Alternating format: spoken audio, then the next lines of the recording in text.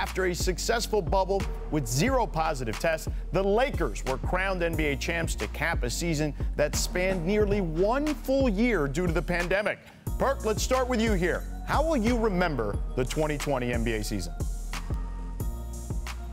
How can we forget the 2020 season with all that's going on? That's all that went on. You talk about going down to a hot spot during a pandemic and having 0 cases. You talk about guys going down there and representing for us in social justice, coming together as a whole. We had a boycott for a couple games, and guys really put their foot down and held their owners' feet to the fire. We're talking about, in my opinion, one of the hardest championships in NBA history. Guys playing without fans, guys removed away from their families in an isolated area, guys having multiple 50-point nights. I mean, it was just something beautiful to watch for us, the NBA. Job well done by Adam Silver, and no one will ever forget the 2020 NBA bubble. That's how I look at it. It was just phenomenal. They pulled it off. They got some things accomplished while being down there for us outside of the court. And here we are. We crowned the Los Angeles Lakers, and LeBron James took home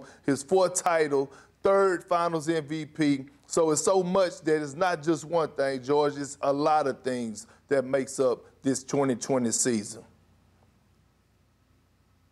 Well, I'll remember this season through Kendrick Perkins' Twitter account, because that was one of the most interesting things we've had over the last 12 months. But in all seriousness, George, carrying on, I could say, this is a blue and this is a purple and gold season to me. I remember opening night against the Clippers. I remember Christmas Day against the Clippers.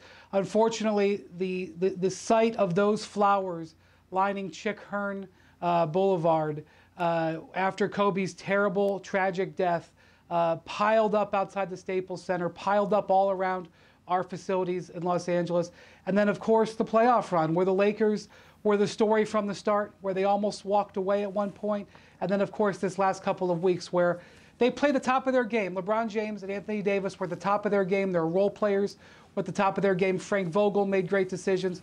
This was a Lakers season. It was Lakers 2020, and it's only fitting that they'll have rings on that say 2020 forever.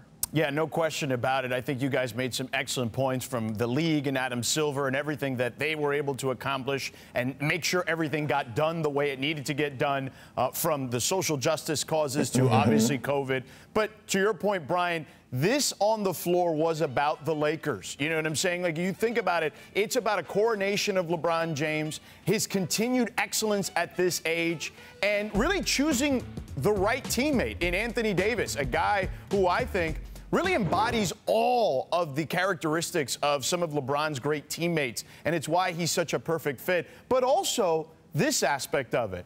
People elevated their games in the bubble. Jimmy Butler, who we saw obviously in that great montage, and the Heat players, they exceeded expectations. Coach Eric Spoelstra obviously continues to show why he may be the best coach in the league. And a team like Denver, Jamal Murray elevated himself. Jokic, what is the future of Michael Porter Jr., right, and how he helps elevate that team? I think there are a lot of great things you can take away off the court and certainly on the court. Thanks for watching ESPN on YouTube. For live streaming sports and premium content, subscribe to ESPN+.